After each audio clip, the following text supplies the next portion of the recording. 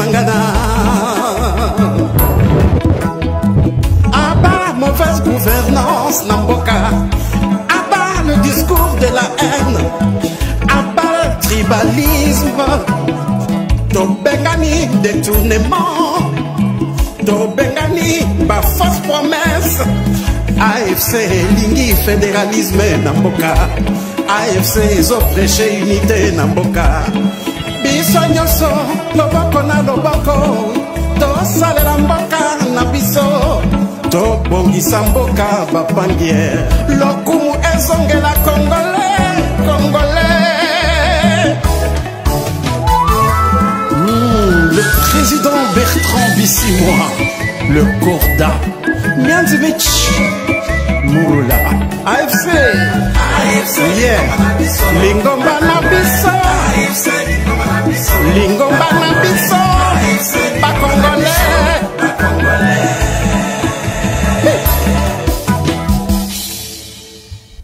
Voilà, bonjour, bonsoir peuple congolais, ça deux pas du milieu ou de l'endroit, beaucoup encore une seule fois occasion. Il y a Kolanda Bisso na info expliqué à Lelo. Justement, nous voulons partager l'actualité n'engeza ko évoluer na RDC, quelques points toko pengle a ezali bon, rumeur, soupçon, ami d'achature, Azuli Boma, Kotoyo, le biais à faux, Kotoyo, Tomoni, Loaka Singize, alias Vital Kamere, Yemo kwa Kendeko Yambaye, na aéroport Anjili, abimi même dans salon d'honneur. Alors, je ne sais pas, c'est vrai, au fond, toko mekana nous, parce que bisope tozuma d'information, na dossier wana, toko zonga, na réunion, il y a Félix Aoutukosa, na ba gouverneur, na Kalemi, na Tanganyika kuna, toko zonga lango, parce que biloba luba mikuna trop, il paraît la quasi-majorité, 100%, même il tourne 1000%, il y a ba gouverneur à Chilombo Balobi, baza pour le changement de la constitution. On va venir sur ça, et toko lobe la paix, n'est-ce pas,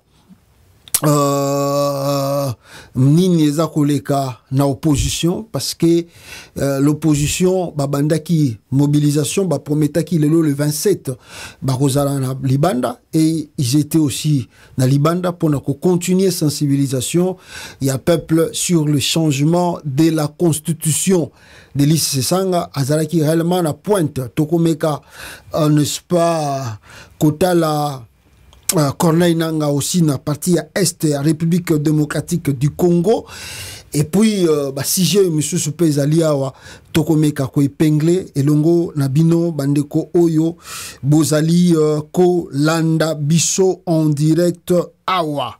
Alors moni na ndenge toza ko partager nabino ba information.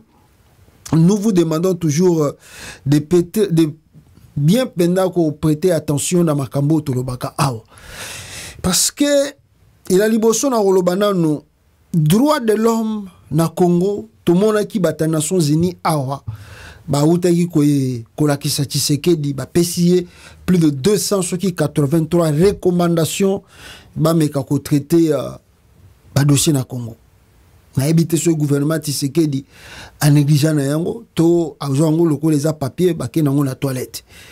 Mes frères et sœurs, nous avons des regrets. Jusqu'à présent, au moment où je vous parle, la femme ya Chéribin Okende, paix à son âme, atika biso boyebi ba circonstance tilelo toye bakate to moni procureur a sombinda kuna Bruxelles na valeur presque 1 million de dollars. Mais tilelo Chéribin Okende, paix à son âme, moi sinaye ba botolaye passeport pour abima libanda ya Congote. Par peur de quoi? Ngana bino peto éviter. Pourquoi Félix Tshisekedi azo sala makamba boy? Alors, mutakufa bazwa jeep naye ya Chéribin Okende bakenda nango kubomba babiono ezali parmi ba éléments oyo esengeli basala nango banquête pona bayeba banani. Je vais aussi na bosani mama Bobila Dawa mutalobi Bobila Dawa bakutani na mwasi wana Judith Soumounia na Maroc alobi bazongi sakora Mobutu. Je vais revenir sur ça aussi na kata live na biso awa. Donc bande konangai jeep il y a pauvre chéribin au kenda tika mutuka na personnel eza ya l'état bango bazwaki po basala banquête baluka ndenge ni makambo salamaki pourquoi ba identifier ba auteur. Mais ils ont fini par faire leur conclusion. Ngana bino makambo na kokangai. Ba journaliste tu ya Congo par peur bazala arrêté batika na bango koloba makamba shiribe okende elala ka na mai biso ka na libanda to continuer koloba bango po baebike moyeba ya kokanga biso awa na mboka ba pays d'état de droit ezate so ba meki bango nde ba kofuta biso cher ba ko dédommager biso cher. Alors la gravité maintenant c'est quoi? Jeep ya Mowei atika po na ba continuer banquette. Famille Tshisekedi bazui Jeep wana bakoma kotambola nango kosala nango ba faire. Oyo mboka ndenge ata Félix baloba ke tozala na biso ba inhumain ou bien tout ça l'homme na nature na yasaka mauvais tolo ba ndenge wana mais eloko Mowei bobo tolina no moi si n'est passeport bolingi kozongisa te jusque même aller prendre encore Jeep Mowei atiki ole bozongi sa famille bozongi c'est la famille bozui Jeep wana bozo tambola nango na balabala. Oyo l'état ya ndenge nini ya modeli nini ya mboka nini Jeep mutakufi atiki Jeep bozongi selango ta famille eza pe bien ya l'état te bozongi selango famille non bakomo tambola nango na ville de Kinshasa na famille Tshisekedi nkokaka c'est vraiment un regret ngo moni mboka wana soko moni penano no makambo simbi te kozonga te parce que bat baza wana na mboka wana baza lokola ba diabolo pena donc mutali bango bozo moni mutu na boto me diabolo na kati na yo yeba te tala bazo tambola na jipa sheriba okende franchement famille Tshisekedi tala jipa ya okende famille Tshisekedi bazo tambola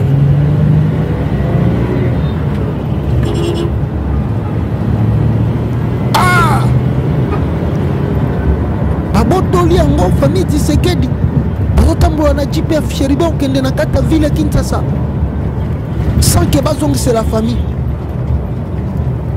mboka ndenge nkokaka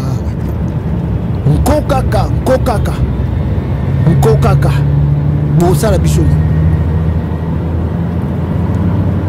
tala boulevard yango tumabele na salité kakokamwa bato bakolongola salité na boulevard bazate tala oyo kindoki te famille Tshisekedi mutu azotambola na Jeep wana mutu wana mpe moyaka azwa ata bilongi ya mutu azotambola nango eza te azobanga afilme kaka na ndenge asima famille Tshisekedi bango nde bazotambola na Jeep ya sheribe okende nzambe na likolo tosambelaka un jour ye moko ayebi ndenge afutaka bato na ye Seigneur Dieu ayebi ndenge afutaka bato na ye parce que omoni mamba ona zoloba ntango nazolobela makambo oyo nde bisike meminga meme makambo ya interview moko bozomona ezoleka wana ya oyo euti koleka na bandundu lelo population atomboki. Pourquoi? Parce que policier a bêti un jeune qui représentait, qui était comme le président de jeunes kuna na côté ya bandundu ba bêti masasi ceux qui ba bêti pas policier na ndenge moko brutal comme là-bas on ne respecte pas les droits de l'homme. Policier a bêti le jeune est entre la vie et la mort. Entre la vie et la mort, il paraît que longolier côté ya bandundu batindi na Kinshasa, on ne sait pas conditions de vie na zanango. Et la population il y a côté kuna ba tomboki et je ne sais même pas ceux qui ba sali ba saccage nini contre les policiers Kuluna que Tshilombo a envoyé na côté kuna. Vivez par vous-même les images, rien à dire, c'est grave. Regardez. Police luki na mboka baby bino mokotala o gouverneur alobaye que la police zo sala tracasserie comme problème sérieux na fait ko beta même près d'aba jeune à un hôpital donc jeunesse ça fait tomboki tala balabala nyonso donc bato bazoteka te nini te donc vuya na vuya botala bino moko ben bula fe na kima motu ben bebi save kima ben bebi save kima ben bebi save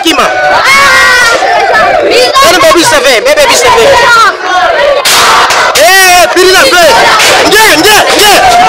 pili na fe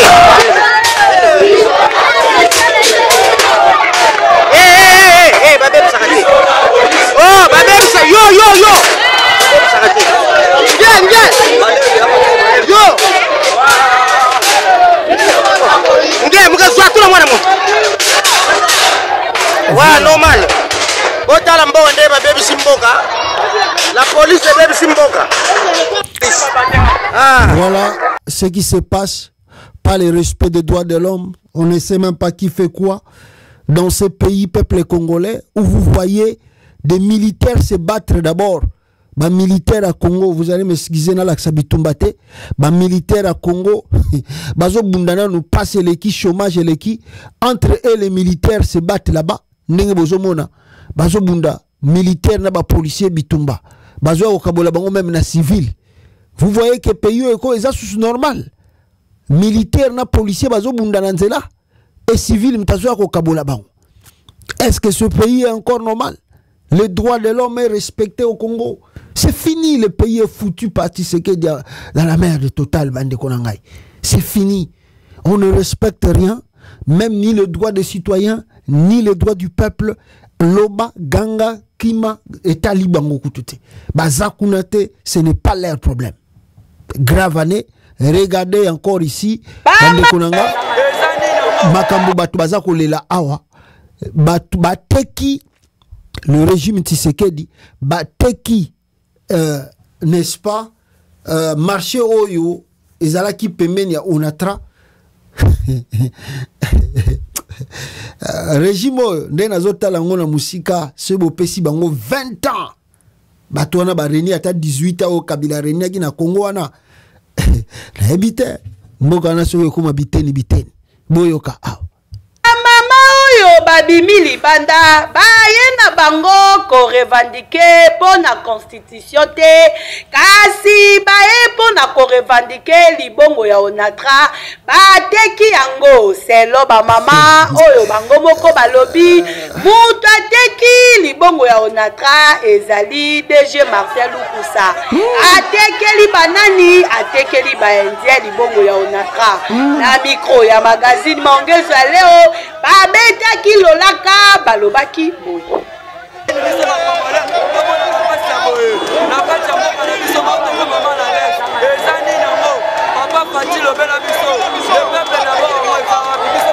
mama memi mwana sanza libwana libubu aboti mwana anyokwami boye mwana balukela mama ateke sika mama azoluka bana bazotanga classe balicencie bazobima baministre bazobima lelo yo mboka esimami mpona koteka mpona commerce utateka libongo papa biso toza bato batekaka na Onatra na libongo eza na polo kote ya libongo angwaka mais eza na moto moko komona soi-disant Lukusa soi-disant nani ye balobi apesi biso suka na 28 tolongwa na libongo tokokende wapi na bela bato nyonso tokokende wapi. Voilà, c'est ça l'état de droit de Tshisekedi. Oh, bolobaki bozokoloba. Tant tozoko rappeler ba Congolais tous les jours là, botelema, bazoyo kabisote. Donc là-bas, on n'a même pas pitié de la population. On peut prendre des décisions sans même faire des réunions, des concertations pour dégager. Et là, bien non. Là-bas, si on décide, vous allez partir, vous partez. Boboyi kokende, bayeko déloger bino na bakasi, na force. L'état de droit au Louga yango anate. Tant bozo kende pe na bazo bino déjà baza ko alerter bino.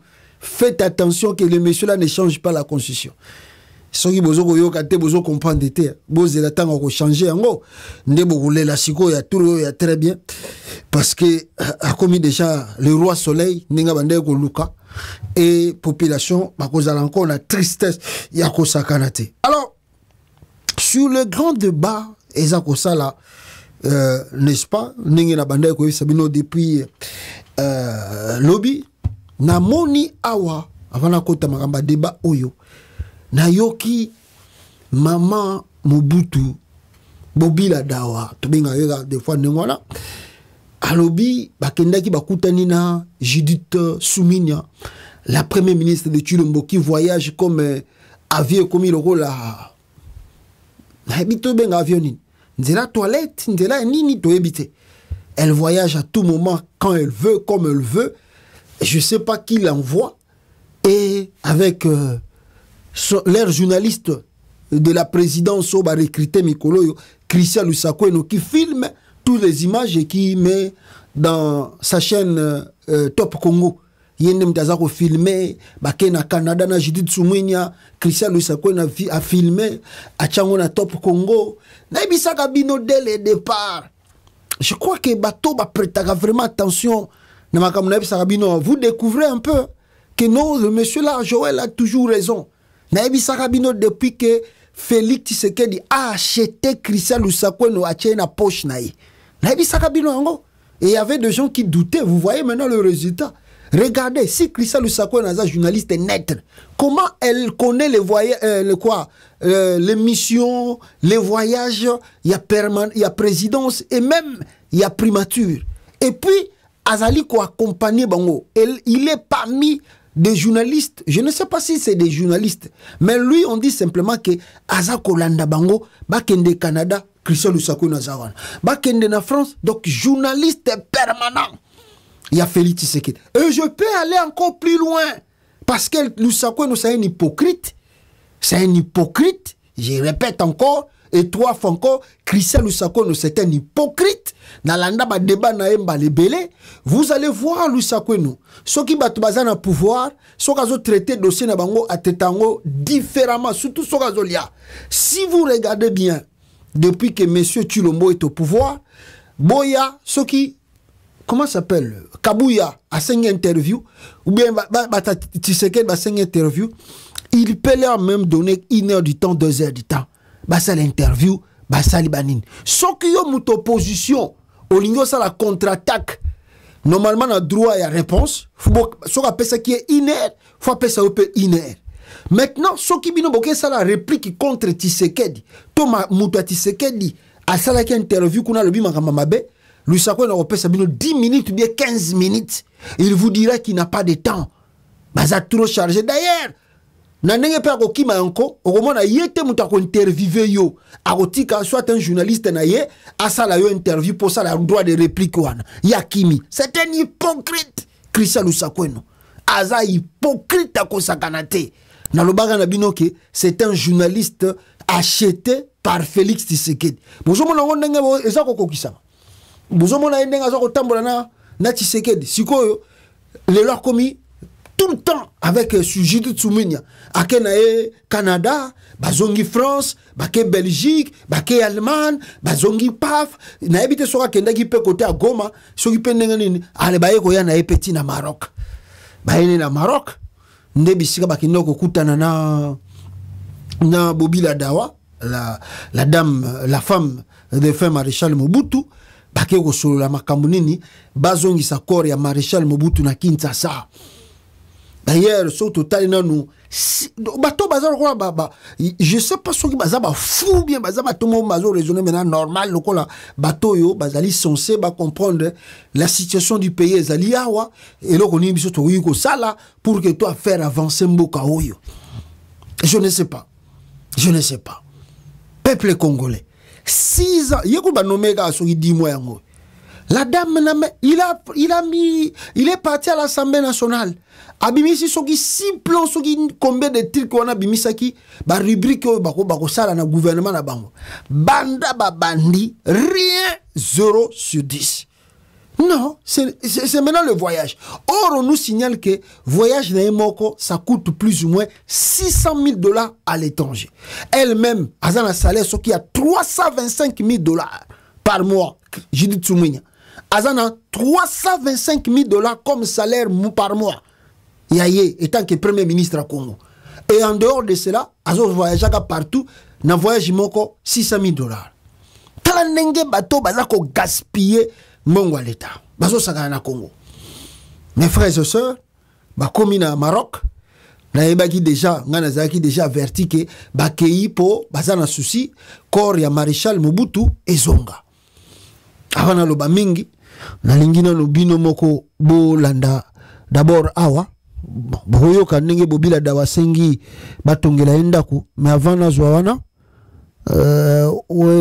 wapi ngo na rencontre na bango basali kuna wapi ngo non wapi ngo attendez what is that est-ce que na bisusuté soki na boaki yango ou bien na tiango wapi donnez-moi une minute na bimisabino Judith Suminia rencontre naye asali na mwasi ya maréchal Mobutu kuna. Est-ce que j'ai encore Attendez.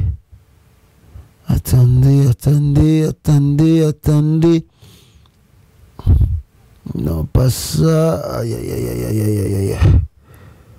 Ouais, j'ai perdu ça. Attendez dans le Kelabino yango. Donc, Judith Suminia akutani na mwasi ya maréchal Mobutu. Alors, bazuba compromis. Mwasi ya maréchal Mobutu aza kolela que non ba aider le gouvernement et aider pour ba rapatrier corps ya maréchal Mobutu na kati ya RDC bazongisa corps ya maréchal Mobutu na Congo. Alors c'est étonnant, c'est vraiment étonnant. Corps ya maréchal Mobutu vandi na Maroc plus de 17 ans. Ndenge moko Bobila Dawa za koloba et alobi lisusu attendez nazo yango peuple congolais nanzanga Mobutu akoma na elokola mwana muke moko boyezoba baza ko manipuler voilà j'ai là yango nazu interview yango et plutôt nazu vidéo yango oyo Christian Lusakweno journaliste na bango a posté awa nazu yango Nabi Miselabino Botala Bobila Dawa ndenge bakeko lukaye pour que bazongisa ba convaincre que le corps de maréchal Mobutu regagne le pays. Attendez, voilà Nabi Misango à Abomo. Après toutes ces audiences avec les autorités chérifiennes, la première ministre congolaise s'est rendue chez Mama Bobila Dawa en visite privée. Précisait-on avant la rencontre. Elle s'est entretenue avec l'ancienne première dame du Zaïre qui lui a offert accueil et couvert digne de son rang de l'aveu même de la veuve du maréchal Mobutu. En présence de l'ambassadeur au Maroc, Henri Mangaya Yangemondoa, elles ont passé plus d'1 heure et ont accepté de nous accorder une interview exclusive à la fin de leur rencontre. Madame Judith Souminois qui commence par nous dire pourquoi elle est venue à la rencontre de son hôte. En arrivant à Rabat, à partir du moment où dans mon programme je rencontre les Congolais de Rabat, je ne pouvais pas ne pas rencontrer Maman Bobila Dawa. Elle a quand même été une figure importante dans notre pays et c'était, je pense, juste de pouvoir la voir et d'échanger avec elle. Elle a porté les couleurs de notre pays. Elle continue d'ailleurs à les porter. Vous voyez, hein, maman est là dans sa tenue congolaise, en pagne, etc. Et je pense que c'était important de pouvoir la rencontrer, d'échanger avec elle. Elle m'a donné des bons conseils en tant que maman. Et je pense que pour moi, c'était l'essentiel. Ma Bobi Omoni, maman a commis première ministre. Et Sengoto et Sengoté, et le koni no koloba. D'ailleurs, c'est na yebisaki ye moko. Nabita on a lundi na télévision te ba nommé premier ministre moi si na CPA ki koleka. Na on a CPA boté ba mususu yo surtout ba nomaka ba mibali na mona ka ezali normal. Mais ta ba nommé moi si na bita oyo motema na ngai lingi yangwana. Basi bende basimba kalibota. Soko tayi malam. Soki ba nakati ya gouvernement ba mibali bazai 6, basi pe 6. Même boka isi bonga kala. Ozomona basi ba yebi ko sa mosala ko leka bino ba mibali. yango nanga na yebisaki etango akomika bona be mama na sepelaki komona te mwasi akomi premier ministre. Oui. Na sepelaki mingi. Il y a 2 ans tozalaki nord tosololaki mingi. Depuis wana na nozungi na mboka te. Est-ce que ozana likanisi wana tote? Kozunga mboka. Vous êtes pressé. Nazali pressé ya kozunga mboka. Nasira yebisi mama. Nazali pressé kozunga mboka mais nalala libanda te. Nasira yebisi pe mama déjà. MC premier ministre te so nazongi kisasa ifuna la na ndako. Epa na yo moko. Te na ndako nga moko. Nala pepa ba famille te. Na hotel pete. Mboka nga moko nala na hotel. Na vandi pembeni na président Mobutu pendant 17 ans. Bongana kila kola na hotel. Te. Nazana ndako kuna kisala te. Na bado nazana ndako te na kena kuna kola la wapi. Voilà.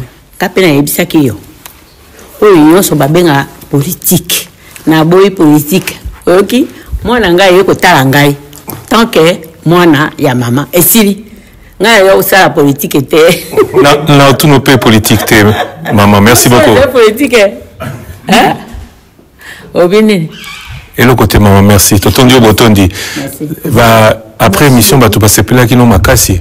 Ba le bio baninga bazokola yozokola kate ozokoma ka kitoko. Rêve nini secret na za nini batuna kinga. Secret za été.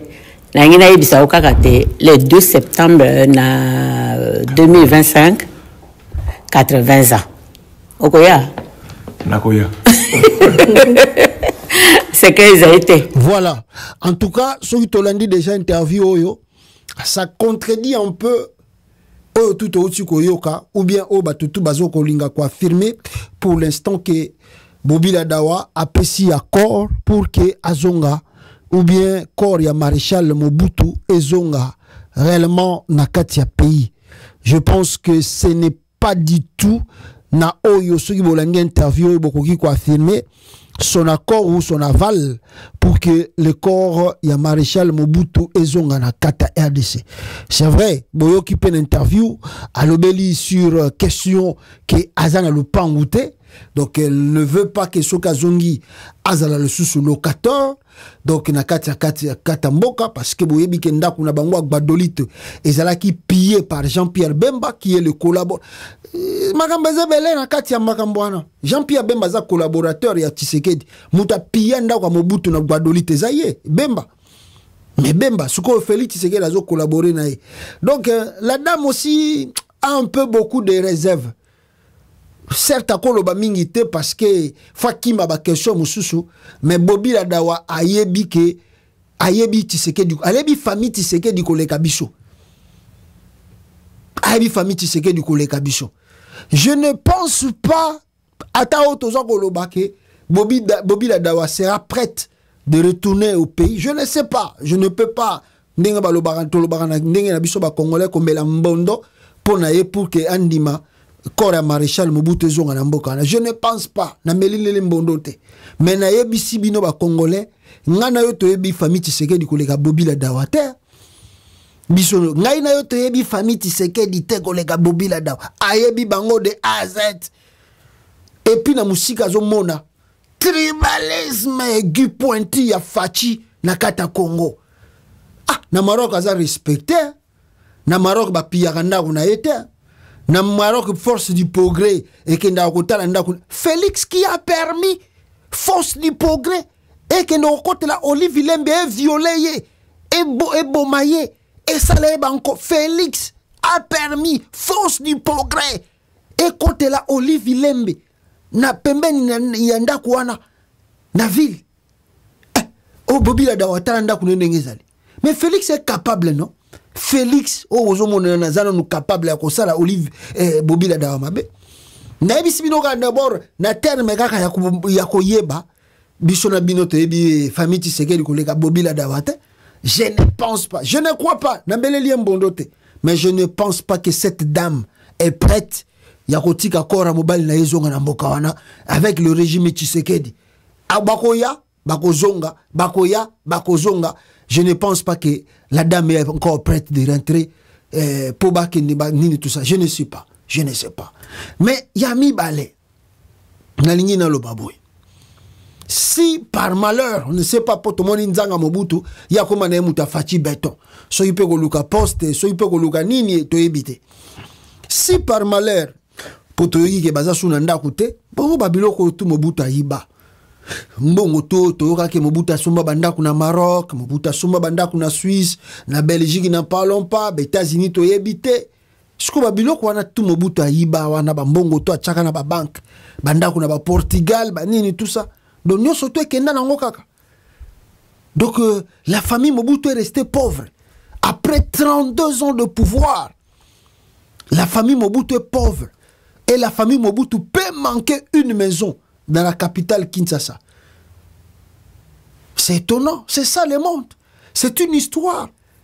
Et ça peut aussi enseigner à... Comment s'appelle cette dame ici? Moi ça tu sais que de Denise Nyakero et ko yipe ko yebisa e ko talisa e o moni vie a mutu o moni mutu vie échange capé surtout biso ba congolais ba africain to za na culture ya ko yeba ko sala ko garder entreprise de génération en génération to za na culture wana te donc to za na culture ya ko bomba richesse cité et le moi qui paye koko et qui ti paye mwana et qui paye koko musu c'est que et ça ko continuer to za na ngote. Donc, il veut dire, tout ce que tu sais que dans yiba lelo, bama pangu bosombi na Dubaï, babilo ko boche soki na bamboka nini. Le jour que tu sais que tu quitter le pouvoir, surtout na nenga bandi ko lo bama ma constitution o change jamais. Soka kei na nenga ya mzela mabe 10 ans après, 5 ans après, bo tu na tiseke mais ba fier to banda ko sala. Na ba Denise Nyakero ba saki to banda ko somba. Boza suna mbongo wana ko somba ngote. Et quand vous allez regarder maintenant tout autour de la famille na bango, ba komi susu ba pauvre, ba komi ko luka, oh lupangu boye, oh bomoni boye. C'est ça l'histoire. C'est que Bobila Dawaza ko la kisabiso le loi lobi kaza lupangu te, ça doit n'est-ce pas? Faites attention. Yango tozo ça tiseke di bima na porte malamu pour permettre la famille na yo pe bazala bien ata lobby. Mais ceux qui boke na ndenga mabe ndenga Mobutu kendaki na ndenga mabe. Voici les conséquences. Bobila Dawazo le la lupango. Vous imaginez la femme de Mobutu elle la lupango na Congo. La femme Mobutu elle la lupango na Congo. Vous imaginez un peu? Triste comme réalité. Mais ya misatu na koloba bango awa. Ndenge na binzanga Mobutu azo tambolaka na kokumisa Tshisekedi na ebite nzanga Mobutu so ipena kokumisa Tshisekedi na vie na e. Mais disons l'avenir makambo yaka na vie to yebaka te. Si par malheur nzanga Mobutu et sa famille acceptaient de quoi? De ramener le corps de Maréchal Mobutu dans le pays. Félix a mutankoa aza mutaba vengeance. Félix a vengé Mouzé Kabila. A ça la vengeance contre Mouzé Kabila. Boke ndokota la mausolée à Kabila lelo na Kinshasa. Saboté bashege bakoma kolala na mausolée ya Mouzé Kabila na Congo. So bozana tembe boke ndeko filmer mausolée à Kabila lelo bashege bakoma kolala kuna. Ezanani vengeance à Félix Tshisekedi contre Mouzé. Asala Yami Balé. Félix a outi ko sala vengeance contre, n'est-ce pas, Patrice Emery Lumumba, héros national. Félix a sali vengeance contre lui. A sali ba cérémonie. A dépensé mbongo tout. Ya somme koute ya makasi. Ba millions de dollars. Pour que ba Belge ba libérer Lino Lumumba wana. Ba Belge ba tiki Lino Lumumba. Wapi mu Lino Lumumba lelo na Congo. Batu ba yiba ki yango balobi ba fungoli banquette. Qui en parle aujourd'hui? Bobi bisika banquette Lino Lumumba ezali ti lelo eke wapi nana yibi yango. Eza côté ni, eza na kwa ni. Nana sali yango. Vous croyez que n'importe qui peut aller na bisika nini ya Lumumba wana ezali akende kaka bukango? Vous imaginez que mutu pena la muki kaka boya keka kozwa Lino Lumumba. Babouki pena, avec beaucoup de risques parce que ça na moi centre-ville bisika wana. Garder aussi na ba garde républicaine, ba tchaba militaire baza wana, batala ka bisika wana. Bakega bazui babouki bazui ka lina Lumumba, bakenango. Vous trouvez ça c'est normal? C'est pas du tout normal. C'est qui? C'est Félix. C'est Félix. Sabotage. Il a saboté le corps de mausolée na ye saboté. Aye sukoyo ko saboté aussi mausolée il y a Lumumba et puis na corps lino Lumumba etikalaki ba piyango ba kenango. Donc aujourd'hui on peut pas plus on parle plus de même na espoir à Lumumba. Non to tikalaki nango moi lino tout ça to tchakango moi symbole quand même soki tourisme ye bakola ki sabat. Félix alongo liango sabotage. Bozo tant ba yibili na Lumumba tilelo bo si boyo ki Félix alobi ata un mot banda ba yiba lino Lumumba et si boyo ka Félix alobi un mot à regretter et à déclencher mon enquête avec colère muto na ko mona auto ko zwa a kozana ba sérieux problème bo si boyo ki ata un mois Félix c'est pas son problème c'est dit azo sarango nanko c'est lui qui organise toutes ces choses là Félix il sabote le mausolée de Moussé Kabila. Il sabote Ninia Lumumba. Et maintenant, il veut saboter Maréchal Mobutu. C'est dans son plan. C'est dans son plan. Bino tuba Mobutiste, Bangala tu bozawa boyo kaka, bolanda kanga, nazoeb sabino makambo yo, boko pesanga raison. Soki bobila dawa sali erreur. Azongi si kora Mobutu na Congo kuna. Oh, Félix akosa la bino ba cérémonie. Félix akotongelo bino pe mendaku. Mais à la fin de compte, son objectif ako saboter corps à Maréchal Mobutu. Soki bozana tembe, boko pesa nga raison mikoleza koya. C'est ça dans son plan. C'est ça dans son plan. Félix. Na ebisi bino, wazana matoya koyoka, ayoka. Na pesi bino par exemple. Allez-y regarder le mausolée à Musée. Mouzaza Rwandais, Mouzaza Mupaya. Allez-y regarder l'une Lumumba. Eza wapi. Et que mi wapi. Lumumba pas à Rwandais. Lumumba pas à étranger. Boya na kora Mobutu na Zaïre. Soki na Congo kuna. Vous allez voir ce que Félix va faire de ce corps-là. Beaucoup regretter. Tout ça na bino. Voilà ce que je voulais dire de ce côté-là. Et bande konangai na kobakiselo komoko wawa. Dans le sens que Bango Basa Koganga, Nanenge, ministre Wanazo Tambola Tambola. On nous fait sortir tarif ya biloko kolia, Nengezako Matanaka Tambokame. C'est grave et catastrophique. Grave et catastrophique. Soki Botali, Nino ba Pesibiso Awa. Bande Konangai, ba tarif, des premières donc portant constant de l'évolution des prix des biens de première nécessité sur le marché. Ce botali awa botali ba produit carton chinchard ya bambisi ya ba poisson de mer to benga na Kinshasa ezalaki ancien prix ezalaki 165 000 le lait commis 249 200 donc toujours qu'il y a 250 000 sac semoule, ils ont 50 000 francs congolais, le lait commis 60 000. Donc, bah, produit ça comme mata, et lui, Félix Tshisekedi se tape la poitrine de dire que Azobongi Sambo Kawana. Na moi si nae, j'ai dit Tsumenya, ngai, eza pasi mingi, soka logote la qui a vipeto épité. Incompétence, yako saganate, vous n'avez pas l'idée. Loaka Singize Kamere a wanamoni asali message alobi ke azo comprendre d'été Kamere alobi azo comprendre d'été Transco ba chauffeur à Transco bazali impayé.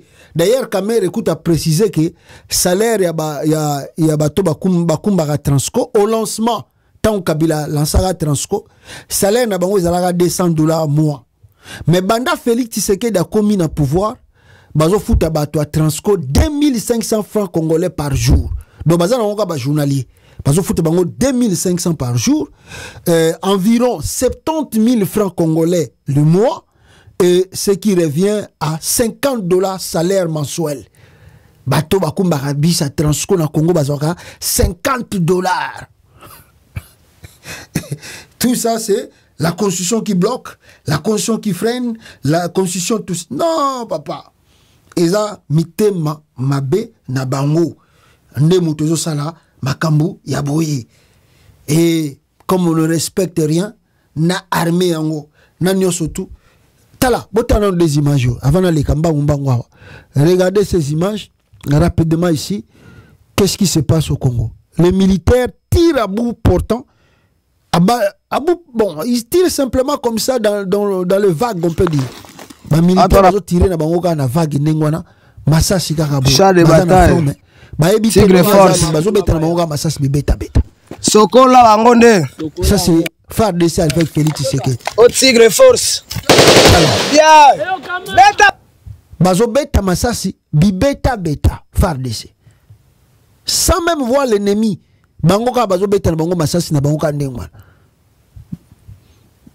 Donc, sans même nabitumba bazo beta bangoka. Ozoka. Beta la bango. Voilà. Ozo les kapuna bande konanga donc c'est un peu compliqué.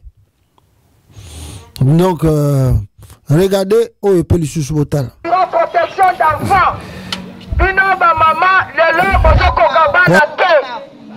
Bana bazo lata mabe. Elatelia bana komi mabe. Bozoko kabana la bino te. Bana bazo lata mabe. Bana bazo tosa ba parente. Bino mo ba parabo mitiki lelo. Bana bazo banga bino lisusu te. Na ngo tozali kokebisa bino. Tokuti mwana na lati mabe tokokanga ye. Tokuti mwana classe na hotel na bar tokokanga ye. Lelo bana bazokota hotel na uniforme.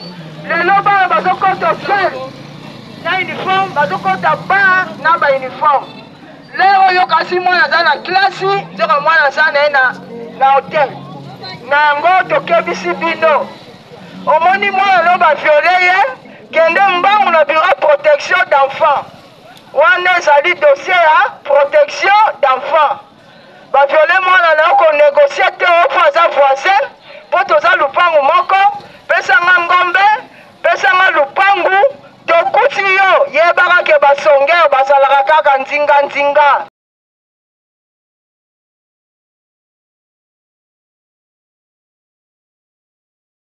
Plus Azaro sensibilisé, Nandenge, ça passe trop, la loi au Congo, c'est trop compliqué. Donc voilà, à l'est de la République démocratique du Congo, Corneille Nangaa est bien calme et Azako préparé chemin naïe parce que je vous ai dit que la peur gagne du terrain, je vous assure que Judith Suminia a cela qui déplacement na Goma pambate parce que ba yoki ke Corneille Nangaa azoko linga kota Goma. Et comme bango bazana objectif à liboso, faut ba changer constitution, ba bisi bango ke na état de siège ba changer la constitution te. Bango ba se rendre compte que oui, toko changer constitution te en état de siège. Alors qu'est-ce qu'ils vont ils partent là-bas, ils disent oh non, tozo changer mécanisme. Au lieu que l'état de siège sera dirigé par un gouverneur militaire, totier vice-gouverneur civil, na ba député bazaliawa, na ba ministre, mais le gouverneur militaire a contrôlé pas Moko Félix, bino ba toi bo contrôler ka vice-gouverneur na bino, na ba ministre na bino. Botala ka makamba gouverneur militaire te. Tala lukuta mensonge manipulation. Mais de l'autre côté, bazako kima kenanga abotola Goma. Et aussi, comme le plan, Nazol Sabino, retenez ce plan de la modification de la Constitution, je vous assure, d'ici début janvier, ce qui mois prochain, Babandi en côté, début janvier, soit janvier, février, mars, Bogoyoka commission, on a fait l'Itseke d'Azakoloba et qu'on a mise en place. Mais il faut balongolana no état de siège, balongola biloko wana mususu, pour que balancer en haut. Ba statut, je vous ai dit que non, les endroits que non a récupéré, Félix a pensé qu'il y a un statut spécial pour que ataba voter te ba le batte que tolongwe na Congo parce que baza na moment d'occupation. Selon Félix Nenge aza komemela makambo na ye. Mais à vrai dire, je ne pense pas que Corneille Nangaa Bisika Zali, avec son plan au bango bazanango ya ko conquérir pays, territoire, province, je ne crois pas que Nangaa a kondima ke bango Bisika Bazali voter référendum te, participer à référendum te, bango limiter que Tshilombo changer constitution. Alors bango kondima que non, Félix y opposa président. Donc le jour que Félix ou les Congolais vont faire l'erreur, il y a quoi accepter que Tshisekedi valide cette modification ou changement de la constitution, je vous assure, statut spécial est déjà bien élaboré, bien préparé côté Ananga pour soumettre cela à l'instance internationale. Ils n'ont pas voté le référendum, donc qui veut dire bazako reconnaître autorité aux na Congo te. Eza peut engager bango na eloko moko te. Donc ça, les Tshisekedistes et bato bazako mona musika te et sengeli ba yebaka yango. Moi je continue de dire, si par malheur Tshisekedi est arrivé à changer cette constitution, c'est le début de la balkanisation du Congo. Retenez très bien, si Tshisekedi change la constitution, c'est le début de la balkanisation du Congo. Je crois que Nangaa c'est un patriote. Il ne va pas se limiter à côté Azali, mais plus ou moins, ça peut leur encore donner la victoire malampo. Là, les revendications sont encore plus fondées parce que un monsieur bouleverse le statut surtout Yamboka. Et cela est reconnu, je dis toujours, parce que les Congolais pensent que c'est seulement leur constitution, même dans un article 64, où ils ont droit au salaire à Lingi, bon, pas au Lingi, mais Sora Moni, la Lingi a violé la constitution, a changé en gros, Moutouazan a droit, soit à Rosima Minduki, soit à un soulèvement populaire, soit à une manière tout pour l'Ongolaï. Wana ya liboso. Yami balé, na oni aussi, na zobosa na ko lukango na ko vérifier na ko la binango, ezali aussi reconnu quand un peuple se sent mal à l'aise et que ba dirigeant na baza ko diriger bazali ko conduire na mabe, le peuple aussi a le droit de se défendre. Yango moni tango bat babandaka et par exemple soulèvement populaire na mboka babimi ebele, si le gouvernement tire sur la foule, gouvernement, tu as violé le droit de l'homme, le droit des citoyens. Oh, yo bazako senga, malobana bango bazako lo bazala respecter. Donc, et aussi, na forme mususu, nanga oyazako sala, après Makamba Tshisekedi d'Akokoma, légitime pour continuer maintenant la lutte, conquérir maintenant de provinces et de provinces, parce que Foucault dégager système Tshisekedi a implanté, comme Mobutu aussi avait implanté dans le pays. Mobutu a implanté qui zaïrisation, a implanté qui à Longoli Congo comme qui Zaïre. Mais après, bah ko Longolaye bazon qui simboka comme Congo.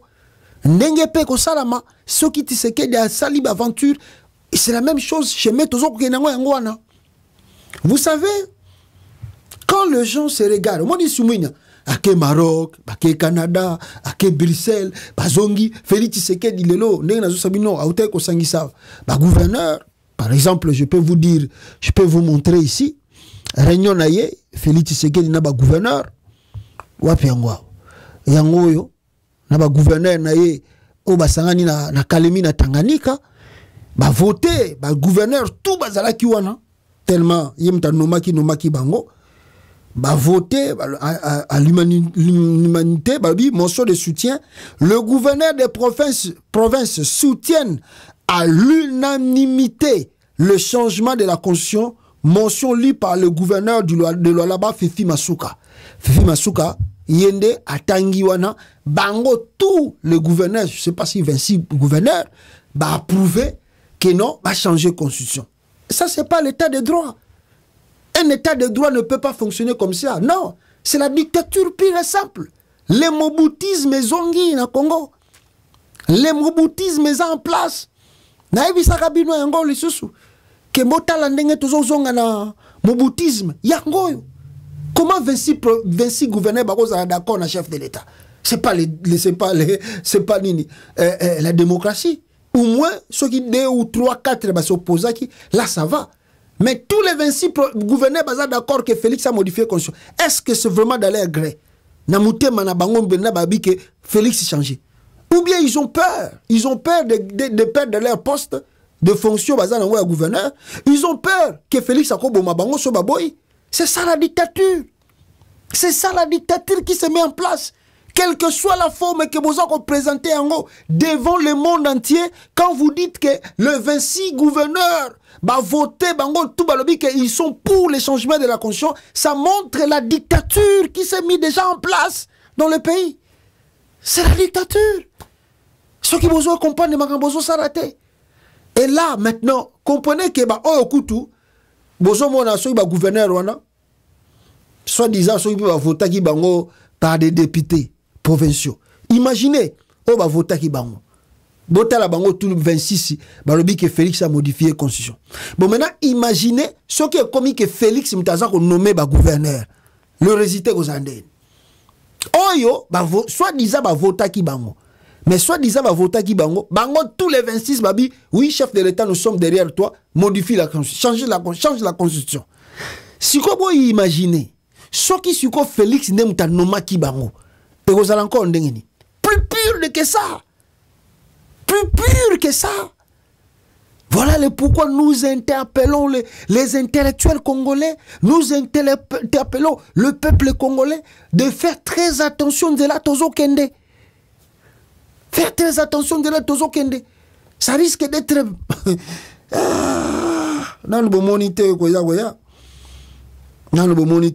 Donc c'est ça. Ce qui s'est passé côté Kuna. Malheureusement, lui-même Tshisekedi, Elo Rabosani, même na Kalemi Kuna Bisika Zaraki, population Mawatro, la nature est refusée. Regarde.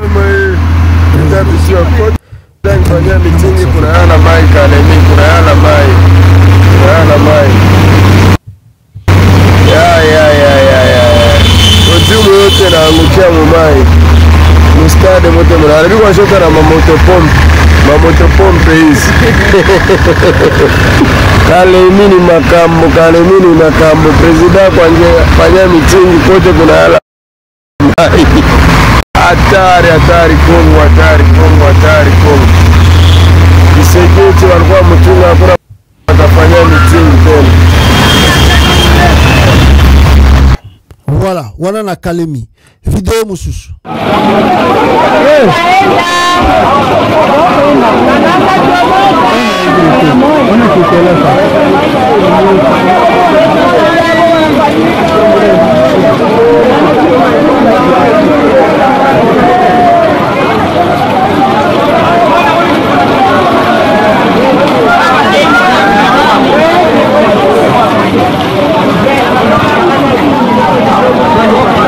Voilà. Même la nature est à Koboyaye, mais tu sais que dans Yokate, alors la constitution, Nanko, Balobi va changer, nous avons ça la bango loko, azalité, parce qu'ils sont devenus des ayants droit. Ayants droit. Tu sais que il va encore plus loin. Nakata cérémonie, wana. Oh, bazaki na ba gouverneur, tu sais que il va encore plus loin. Qu'est-ce que Félix Alobisi gouverneur, toujours contre la constitution? C'est ce qu'elle a lobby nina. Boyo kaima kamba lobby. Wana fifi masuka zotanga. C'est elle maintenant. Collectif des gouverneurs de province soutient à l'unanimité cette démarche car cette constitution comporte beaucoup de faiblesses de l'État. S'agissant particulièrement de la question de changement de la Constitution, le collectif des gouverneurs de province soutient à l'unanimité cette démarche car cette Constitution comporte beaucoup de faiblesses.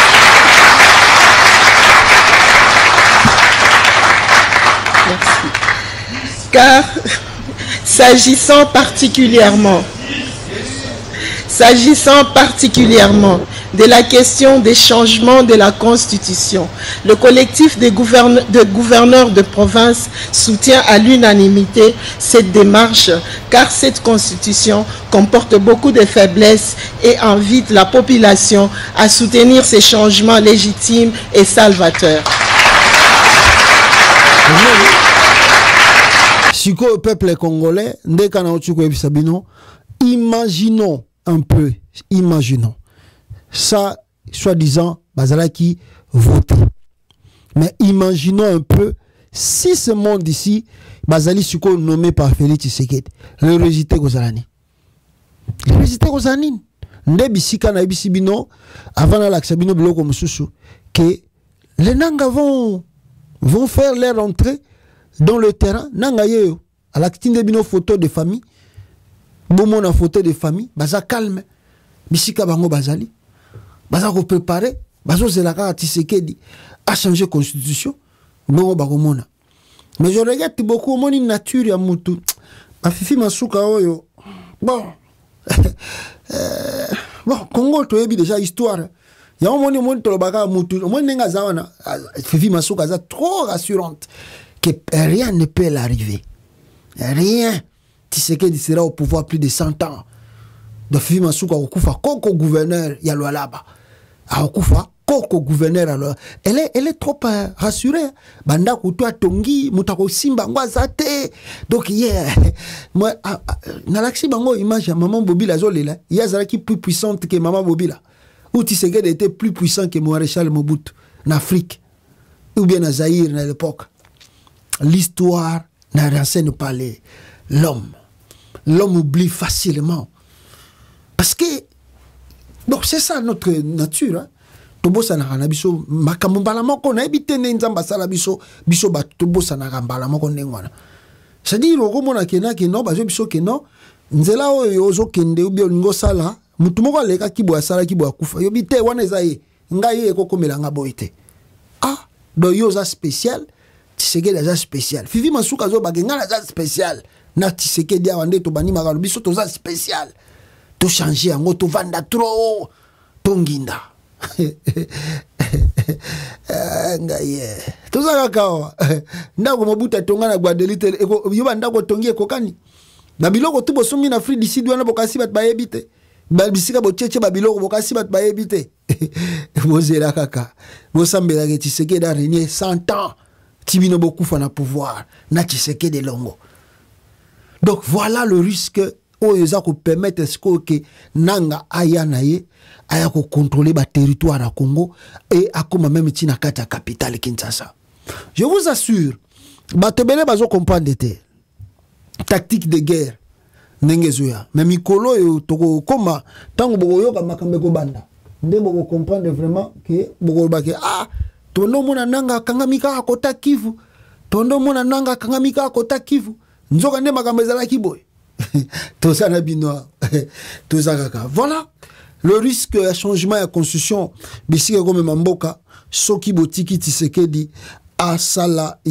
Je vais ajouter une chose ici.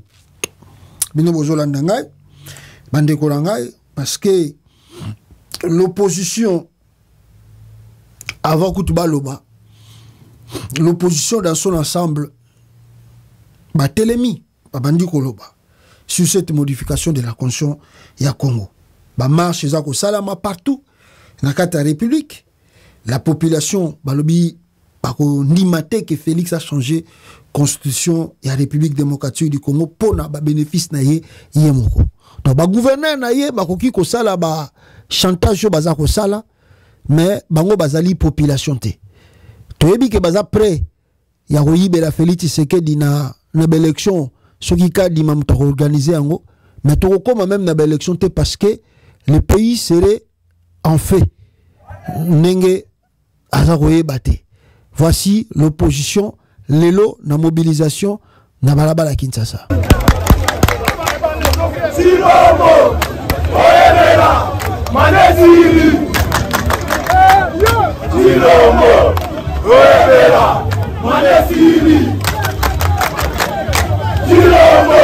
Orebela,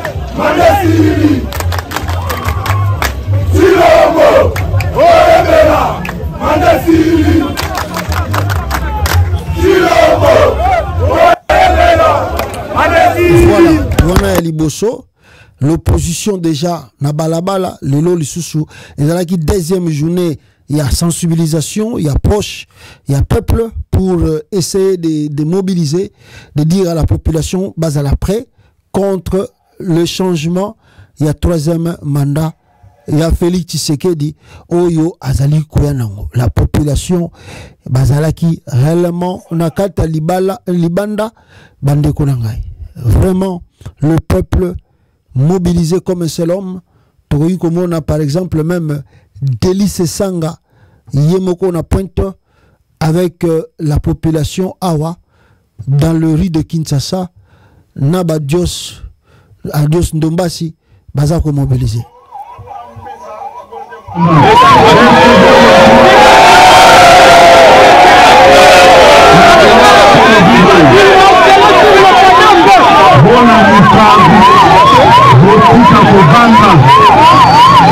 La campagne de sensibilisation pour que la Congolais nyonso baterne lokola moto moko pour que eloko wana babengi changement ya constitution elekatoyeba boyete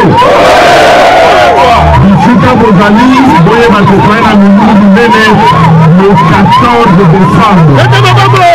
Le 14 décembre Conseil national toza na milimo minene tokobenga bino boya koboyoka na ntina tokoboya changement ya constitution.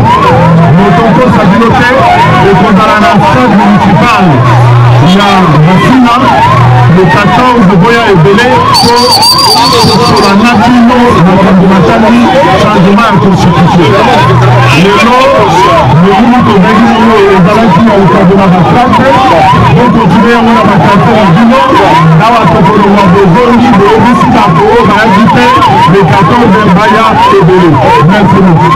Voilà, Délice Sanga, peuple congolais, et même il était aussi empêché même tant à la sensibilisation, mobilisation, et Azalaki même empêché par les gens de Tshisekedi, bah policier naé, bah yaki pour bah force du progrès IDPS, bah yaki ko empêché à ça la sensibilisation, mais comme un homme, il a continué, il a sensibilisé la foule pour que bah non. Toko Zonga Simate.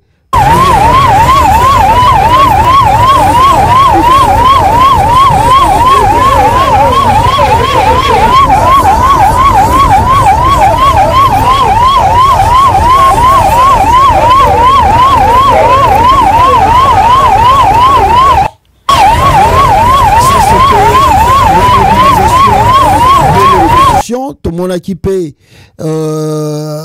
Prince Penge Oyo Azalaki na TV5 Awa Amega Ipe pour expliquer le danger si on laisse Tshisekedi modifier cette constitution. Alors je crois que le message c'est l'équipe Tozali Simana Bango, Tozoko Talabango, le 7 décembre aussi, en France, une grande marche est prévue. Je crois que dans Londres, na côté na Bango, Bazako prévoir aussi, Canada, États-Unis aussi, et Golandana. Donc, chaque pays, chaque coin, au Congolais Bazali, une sensibilisation, une mobilisation, vraiment, Bissika Tozali, mettons-nous debout. Nous ne voulons pas des présidents à vie, d'un roi, mettons-nous tous debout pour Natoloba, non à la présidence à vie au Congo. Tu as fait 2 mandats, même si à Moïbe Ozibaki, en tout cas cette fois-ci, tu dois partir. Tshisekedi doit partir et laisser la démocratie continuer au Congo. Les gens qui ne savent pas ou bazako maîtriser nanouté le plan de Tshisekedi, Azakoya Nango, Nalingi Boyoka, un membre du FCC, de PPRD de Kabila, comment Azako expliquer le changement que Félix Tshisekedi Azako Linga Sala, Nakati ya constitution ya Congo, Boyoka et Awa. Bino changement na ikosala a été mokambi mboka nous le bino tout zongela à 0 donc Félix Tshisekedi a koki lisusu komita lisa pour na mandat mususu. Mais c'est pourquoi boyoka ki mokambi mboka bipai nyonso azoleka azoloba il ne va pas faire un 3e mandat. Voilà On les assurances. Oui, il ne faut pas faire de troisième mandat parce que ça la coup d'état constitutionnel. Il y aura changement de la constitution. Par conséquent, tout est mis à zéro et on va passer maintenant à la 4e République. Et que c'est le premier mandat, il y a président Tshisekedi na 4e République. Donc, on a la droit il y a 10 ans et puis on a des Kabila qui occupent aux autres. Et ça fait en votre faveur. Maman, na ebisi yo que biso tozo yoka. Pe ezo l'Obama na union sacrée. C'est pourquoi ozo mona. Ozo kanini. Ba misusu na union sacrée bazo lobate. Parce que o biso toyebi. Bakokende na 7 ans. 7 ans sans limitation de mandat. 7 ans sans limitation de son côté. Donc, ça dit 7 ans, lokola ba Paul Biya, lokola ba pays mususu tozanango autour de nous. Et ça sans limitation de mandat, sur 5 ans ou 7 ans sans limitation de mandat. Donc, comme il a libéré, bah yebisaki biso tango ya FCC caché sili que bakozala ti mokonzi yeso akozonga. C'est pourquoi bazo kende toza déjà dans l'information nyonso. C'est pourquoi to lobby na peuple congolais soki bo pesi kaka fenêtre moko ya moke et loko tokomona tomona ngona note. C'est pourquoi nous obéissons ndeko Félix Tshisekedi roi soleil. Est-ce maman est-ce que sangai ezaki na manifestation moko muto moko abimi azobenga roi soleil d'éternité en éternité. Ceux qui bakei na 7 ans sans limitation de mandat. Maman, tokomi na royauté non? Baoki kozonga, baoki kozonga. Siko bazokende te mosika. Balingi bakende président akokende lisusu na suffrage universel te. Baokende na suffrage indirect. Eza ba député nde bazo désigné parmi ma plan il y a plan nyoso o bazo préparé to yokipe bazo kende musika biso tozo yoka. C'est pourquoi to yebisi peuple congolais bakeba o maindombe kozala lisusu province te o lomami kozala lisusu province te pe o lomami nde bakei pe musika bako annexer yango na Kasai. Mais nous avons l'article 2 au Ezopesa ba province, article 3 Ezolo ba province dans la personnalité juridique, article 4 et on dit que c'est possible de créer de nouvelles provinces par remembrement ou par démembrement. Mais il faut que la population ait décidé en gros. Donc galère na bino ko mataka donc on les a problème à galère maman, tout ça na résistance. Voilà, ça c'était le FCC de Kabila qui explique le danger si on laisse Tshisekedi modifier ou changer cette constitution selon leur plan. Bazali Koya Nango, Bolanda Makambazolo Bate, leur plan c'est ça, Oyo Balingi ba organisé. Alors, plus rapidement ici, Bande Kunanga, Congolais, on verra ceux qui Congolais baza après, Yakoti Tshisekedi Asalayango, ou bien Bisotou aux Azumites, limite, to côté les médailles d'ailleurs, na moni batu ya Kananga, kuna batindeli Félix Tshisekedi vidéo, pour na kola kisaye, comment les provinces, ezali, Banda Félix a commis président, Bango bazoué le côté, batu ya Kananga, basali Félix Tshisekedi vidéo, na chulu ba même na katia, ya Kananga kuna somo Kasai mkonto molo video mwe ba partager ko video mais bari ba yita mais mai mbiku mwila no ngumufil mo rompoint papa ro ambi ko mwe na makana mais mani ka ba ko la écran géant ni tukar tukake bando boniti to ba ngi lo ba bi Kananga ba population ya Kananga bazolela ba sur le côté ba jouer le côté Banda Tshisekedi comme président, batongela bango le côté. Je crois que vous serez avec nous ensemble pour lutter que Tshisekedi quitte le pouvoir. Alors dans Koyoka Yoka, Toye Koyoka qui Amida Chature, Abelaki, malade, Liboma, on ne sait jamais, c'est quoi? On y est bandé ko linga pena ko lobele angote ko kota mozindo nangote, mais les nouvelles bandé ko la biso tous les jours. Oh non, Bokeba, Amida Beli, Amida, oh, Amida Zuliboma, Amida. Bon, comme il fallait d'abord chercher pour mieux aussi connaître avant de venir passer à la télé, vous donner des informations, Tobakito Zelanan. Mais cette Toyokaki qui hospitalisé na France, Amida Chature, et Abane Kobe, la maladie à dépression. Ça, c'est vraiment juste. C'est pas quelque chose de faux. Amida a souffert de maladie à dépression donc neti ba nerf tomboka ki banere tomboka ki na habité ce que zali moi à Congo, ce que zali difficulté à Congo. Bon, elle n'a pas vraiment de difficultés. Son mari est zali président de l'Assemblée nationale, donc ils ont presque, on peut dire l'essentiel. Bako za nango na kati mboka wana Amida ne travaille pas, ne fait rien, nyoso te la kae, donc je sais pas. Donc je pense, moi je crois très bien que n'est-ce pas Félix Tshisekedi n'est-ce pas Félix Tshisekedi n'a évité ce qui est parmi bateau ba causer dépression et pas y mis d'achaturité n'a évité n'a évité ce que ça y est causé peu dépression comme la mida, mais certes azali pendant la dépression. Donc banner on dirait banner tombo kaki. Je sais pas si ceux qui peuvent bazotala qui espoir et comme au kende ko s'envoler parce que amida amizaki trop na régime ya Tshisekedi tango bandaki ou bien tango bandaki ko sala campagne na mobali na ye en tout cas ba mizaki trop ceux ezali bambongo bachaki nyonso tout pour que Félix aleka président. Et boyebi que ba circonstance nenge sala pa leka président boyebi ba promesse tout Félix a sala na village à Kamere na batutu nini tout ça le ko ina mai. Malheureusement Tshisekedi a gommé Kamere comme si Kamere le ko la mona mukie Kamere eko comme ministre économie Mawatro a bambié dossier à plus de 20 ans. Donc Asbimisi a tikié je crois comment ça ganae. Félix il joue maintenant avec Kamere parce que connaissant Kamere tango azalaki na fierté na ewana que Kamere na ba bêtises de asi babandi koloba bolunga boyoka déjà position na e après Sabino vers ndenge bango bazomona. Mais aujourd'hui Kamere a peur et c'est ça que Tshisekedi voulait et c'est ça que aussi il a fait avec Bemba.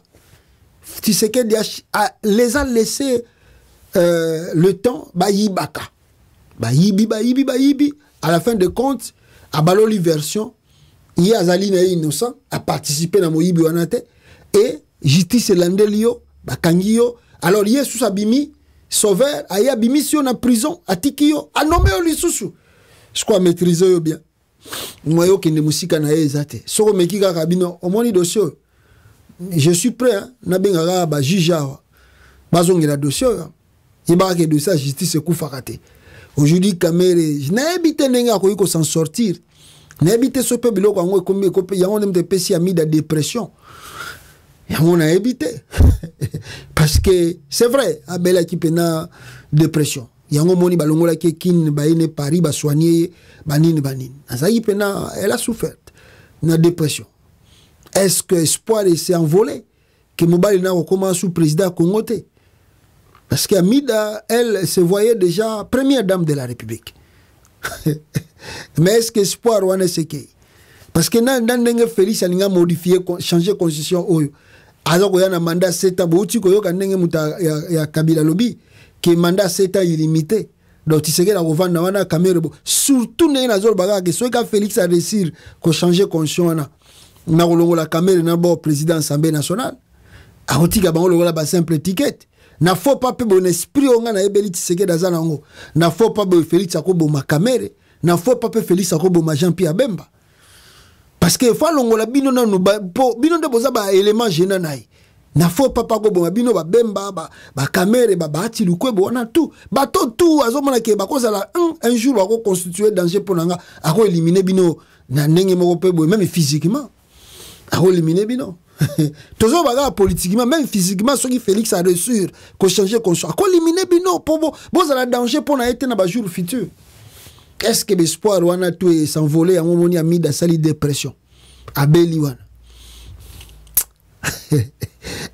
mais nzamba la rate nzamba sungiye azongi na ya bonne santé na Kinshasa na kata capitale Kamere kuta keneko ya mbaye na aéroport alors batutu ya UNC ba sepeli ndenge Amida zongi en bonne santé na kata Congo. Mais là elle était malade, ça vous devez savoir cela. Abelaki dépression, mais bon bah soigner très bien. Elle a regagné la capitale.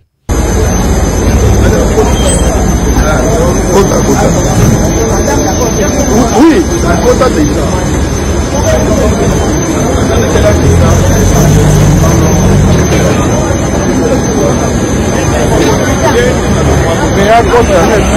voilà. Ndenge Bomonié, elle a regagné la capitale à bonne du forme. Alors, total la norme Mikoleza Koya. Ce que vous avez dit, je vous dis que Eza Blackité, Eza Show. Tokutana bino prochainement, aimez partager la vidéo bande konanga. Tokutana bino prochainement. Ciao, ciao, ciao, ciao.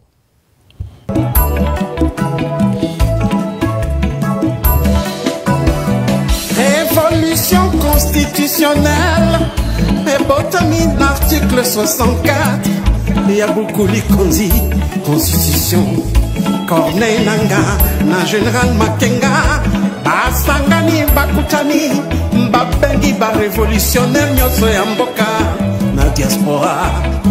Pour la unité nationale. AFC, Mamanabiso, la Congolais. AFC, Mamanabiso, la Congolais. AFC et Salami, pour la Congolais, Nyoso.